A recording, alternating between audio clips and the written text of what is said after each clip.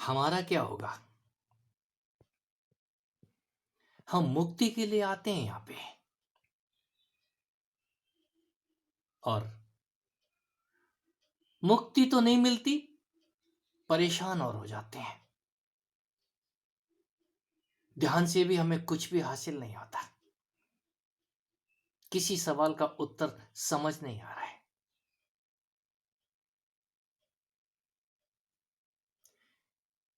निगम बोध घाट पे 2-2 घंटे हम बैठे रहते हैं। इतनी लाशें हैं वहां पे कि 3 दिन में भी नंबर नहीं आ रहा है। ये महामारी ने सब जगह मौत का तांडव खेल रखा है।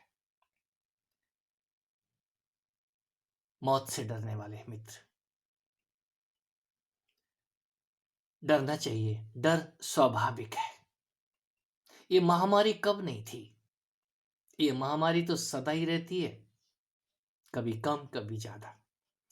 काल का नृत्य कभी बंद नहीं होता। हमें तब पता चलता है जब हमारा कोई मित्र, हमारा कोई नजदीकी गुजर जाता है। तब हम उन चेहरों में जाकर के चेहरा पहचानते हैं, या हमारा चेहरा कौन सा है। हम अपने चेहरे को देख के भयभीत होते हैं। वो आपका ही चेहरा है। कभी आपसे उस चेहरे ने बातें की थी और सपने संजोए थे। ये अकारण नहीं है। हमारा मोक्ष कैसे होगा? कोई तो उपाय है। मोक्ष पाने की ललक, मुक्ति की ललक किसे नहीं है? कोई मुक्ति पाने की खातिर सन्यासी हो जाता है और दर दर की ठोकरें खाता है। कारण क्या है? वो जहां था वहां संतुष्ट नहीं था। सन्यासी इसलिए हो गया कि अब आजाद हो जाऊंगा, किसी का बंधन नहीं होगा। ये अनुशासन से डरने वाले तथाकथित सन्यासी, मैं सबके लिए नहीं कहता हूं। सन्यास पवित्रतम शब्द है। सन्यास का मतलब ही है जीते जी मोक्ष। जिसको कुछ नहीं चाहिए वो सन्यासी होता है, और जिसको जीते जी सब कुछ मिल जाता है वो भी सन्यासी होता है। सन्यास जन्म लेता है आपकी अंतरंग अवस्था, जहां आप सर्वोच्च मुक्ति की दशा में होते हैं कि अब मेरे ऊपर कोई नहीं है, मेरे नीचे भी कोई नहीं है, मेरे ऊपर भी कोई नहीं है। सोहम अनल हक शिवोहम तत्वम असि। ये क्या है? ये सन्यासियों के मुख से निकले हुए शब्द हैं। तू दे, तेरा भला, ना दे तो तेरा भला। कौतूहल जगता है, हमारी मुक्ति कैसे होगी? ध्यान से हमें शांति तो मिलती है, लेकिन सवालों के उत्तर नहीं आते। उत्तर आएंगे कहां से? उत्तर तो उत्तर दिशा से आते हैं। आप अभी दक्षिण दिशा में बैठे हुए हैं। दक्षिण दिशा, नीचे की तरफ आपका ध्यान दौड़ रहा है, और फिर ध्यान करते करते सो जाते हैं, नींद आ जाती है। कारण क्या है? अभी दिशा उत्तर नहीं हुई है आपकी, दक्षिण में दौड़ रहा है आपका हिसाब किताब। दक्षिण का मतलब ही है, मैं एक ही बात की तरफ जोर देता हूं, जब तक आप उस काम से बंधे हुए हैं, उस काम में आपकी रुचि है, तो राम समझ में नहीं आएंगे। राम और श्याम, हम उनको मुक्ति का दाता कहते हैं। निसंदेह ऐसा ही है। कई काम से राम ढका हुआ है, वो श्याम ढका हुआ है। हे अर्जुन, तो इस काम को बलपूर्वक मार डाल। गीता से हमारी कितनी समझ में आता है। जब तक हमारे को मानव योनि, वो 84 लाख योनियां समझ में नहीं आ जाती हैं, तब तक मुक्ति की बात तो भूल जाइए। बातें करने से मुक्ति नहीं होती। ये 84 लाख योनियों में मानव योनि सर्वोत्तम है। आप पहले योनि शब्द पे तो मनन करें, ये योनि क्या है? ये यौन आकर्षण, योनि है। आपका आकर्षण कहीं उस काम की तरफ है, और जब तक काम की तरफ आकर्षण रहेगा, अंतमति सो गति। आपका जहां दिमाग अटका है, अगला जीवन, हे अर्जुन, जो जैसा सोचता हुआ, जैसा मनन करता हुआ, जैसा भाव करता हुआ देह त्याग कर जाता है, मैं उसको उसकी सोच के मुताबिक उसको पुनर्जन्म देता हूं। यदि आपने काम के बारे में पूरी जिंदगी विचार किया है, तो राम तो भूल जाइए। एक बार नाम ले लिया था, इसलिए हम बच जाएंगे वहां जाकर के। एक बार नाम लेने से बात बनती नहीं है।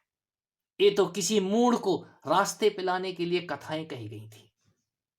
इन कथाओं से थोड़ा ऊपर उठिए, और जो ऊपर उठते हैं, ऊपर उस उत्तर की तरफ, अपने ही स्तन में लगे हुए ये आपके यंत्र, मुख, कान, आंखें, ये दोनों जब बंद होकर के इस ऊर्जा को ऊपर की तरफ फेंकते हैं, उल्टी गंगा बहाते हैं उस ऊर्जा की। कोई गुरु उस ऊर्जा की बात करता है, उस एनर्जी, उस ग्रेविटाइजेशन की बात करता है। मैं साइंस से भी, यदा कदा साइंस पे भी बोलता हूं। साइंस में सब कुछ तो ढूंढ लिया गया है, लेकिन ग्रेविटाइजेशन पे जाकर के साइंस भी अटक जा रही है। एक ग्रेविटाइजेशन है क्या?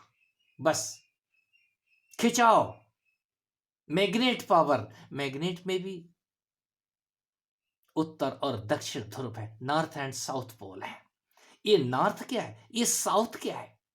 साउथ, दक्षिण, वही काम का इशारा नीचे की तरफ।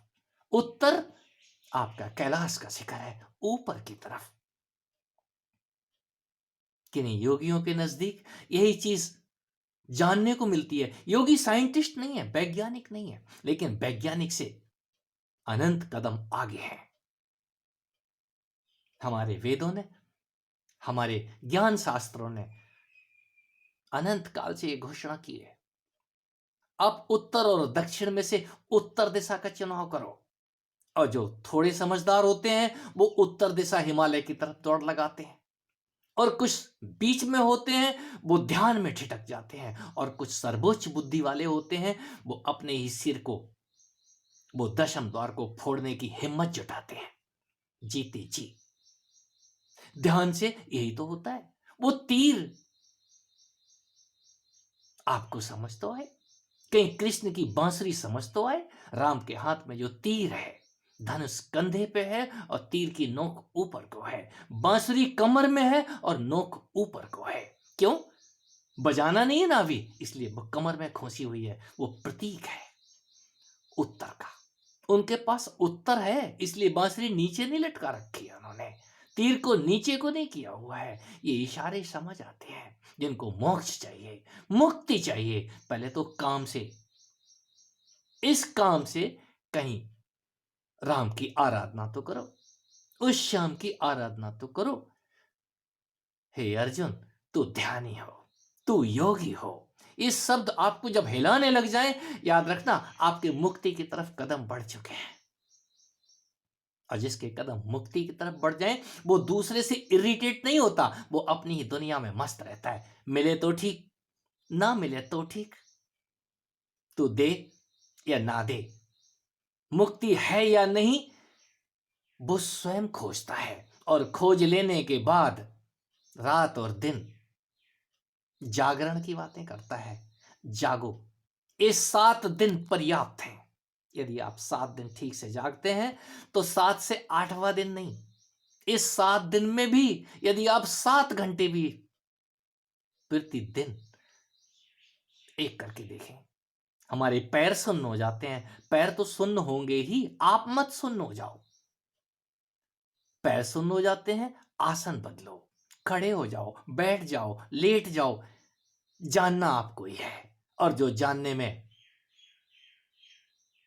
मेहनत करते हैं, उनको परिणाम आता है। परिणाम, परिणाम पे किसको गुमान नहीं होता। और जिसके पास परिणाम हो, वो फिर ऐसा तो है ही नहीं कि प्रणाम करना भूल जाए, वो सभी को प्रणाम करता है। कारण क्या है? दूसरा उसके लिए कोई है ही नहीं, फिर वो दूसरे का अपमान कर नहीं सकता। वहाँ से सम्मान और अपमान दोनों ही विदा हो जाते हैं। कारण क्या है? वो किसी से फिर बंधा नहीं है। मैं उसी को जीते जी मुक्त कहता हूँ।